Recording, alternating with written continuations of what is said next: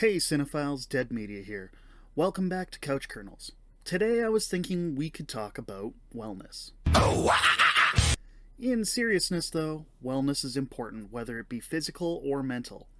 If you're suffering in any way, there are resources available. As far as physical health, it's more obvious, but as far as mental health goes, it can be tough if you don't know there are places you can look. There are services out there like BetterHelp, but if you live in Canada, getting help for your mental health is free. And there's probably somewhere you can go to talk to someone in your town or city, or in the nearest one if you live rurally. The only way they can help you, though, is if you go see them. Nobody can help if nobody knows you're not doing well. Now, this is a somewhat dour way for me to open a video, I know. But today's movie actually has to do with physical health, and this seemed like a good time to talk about something important like this. This means something. This is important. Back on topic, though, today's movie is A Monster Calls. A movie which probably flew under a lot of people's radar. One of the actors in it was actually in a much bigger movie that released literally a week earlier in theaters. Rogue One, A Star Wars Story. Compared to that and the hype train surrounding it on release, anything that released for probably a month after it didn't have a chance. Anyway, today's criteria are plot and writing, acting, visuals, dialogue, and the feels. Starting off, the story is about 12-year-old Connor, who's bullied at school and whose mom is really sick. Like, the bad sick.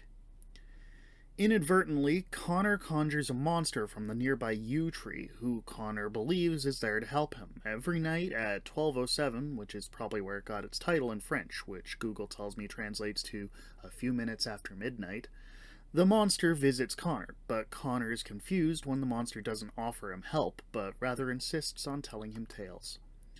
He tells Connor that after 3 tales, Connor will be required to tell his tale. Connor says he doesn't know any tales, but the monster insists that if Connor tells his truth, his nightmare, that will be his tale. During all this, an exhausted Connor goes to school every day, ending each school day with a beating from his bully, then returning home to his sick mother and his strict grandmother there to help her. Connor hopes to find respite in the fact that his dad is coming to visit from the States, but his dad proves disappointing, leaving Connor even angrier than before. Yet each night, the monster calls on Connor and tells him a morality tale that seems to have an obvious ending but veers wildly from what is expected. I enjoy this story and all it does. The writing is affecting in places, and I believe it deserves a kernel. Now, who do we have and how do they do?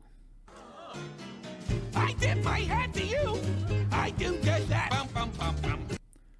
Well, as Connor, we have young Louis McDougall. As his mom, the actor I mentioned earlier, who was in Rogue One a week earlier, Felicity Jones. As the grandmother, we have Sigourney Weaver. And as the monster, we have the voice of Liam Neeson.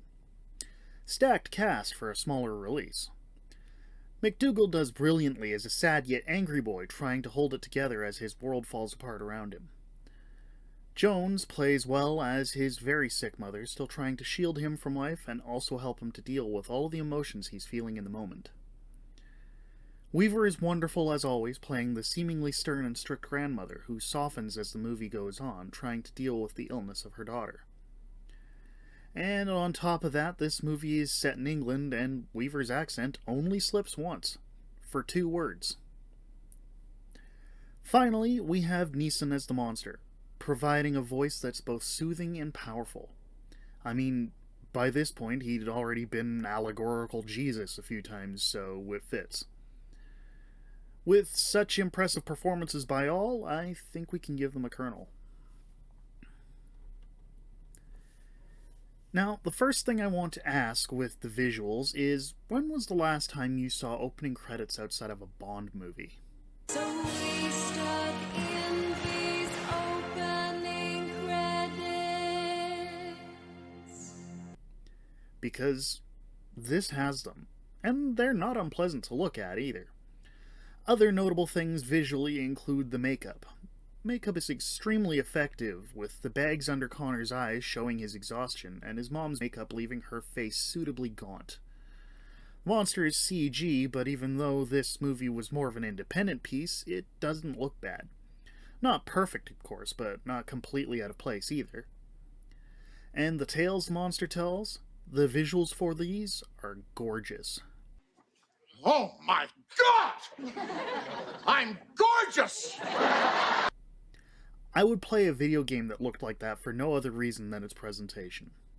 And for these reasons, I think we can give them a kernel for visuals. Notable lines here are, well, mostly they're a bit depressing.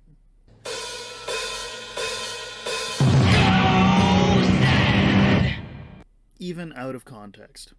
At a couple of times in the movie, after he's done something bad, Connor asks whichever authority figure he's dealing with, "Aren't you going to punish me?" To which they reply, "What could possibly be the point in that?" At another point, when Connor has just heard a tale from the monster tells him, "Belief is half of all healing." Which is absolutely true, or placebos wouldn't even work as often as they do. You know what these are? They're gazebos! At another point, Connor asks his mom if she really believes a new treatment is going to work that she has told him would. And she replies, "I believe everything I say." Near the end, while trying to comfort Connor, his mom says to him, "I wish I had 100 years. 100 years I could give to you." Which is a beautiful sentiment to me and gets us to our magic count at 4 quotes, earning them a kernel.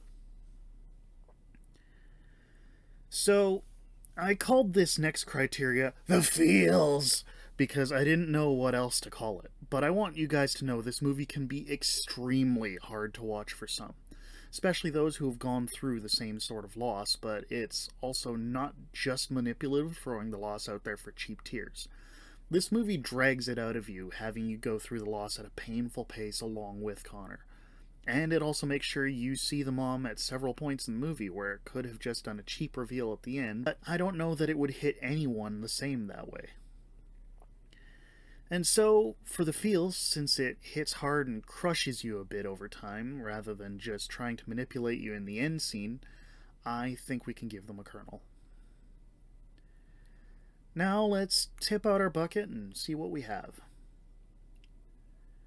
We have 5 kernels again, folks.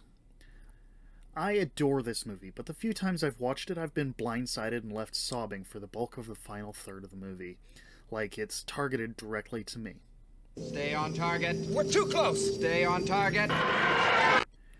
How it missed out on a Heartland Truly Moving Picture Award, I don't know. I have to assume that committee either didn't see it, or to them, it was more like Barney Gumbel's movie in The Simpsons. Don't cry for me. I'm already dead. Anyway, let's move on to Name That Frame. This is a continuation of the round started in my Air video. So if you want another clue, look there. If you look at my screen, we have another still. And by way of a hint, I'll tell you it's a sci-fi movie from the 70s. Know what it is? Comment below. We'll be revealing the answer on the next video. And if you have any other comments, questions, or ideas, leave them down there too. I try to answer everything. That's it for me this time, guys, but I'll be back with another one soon. Bye.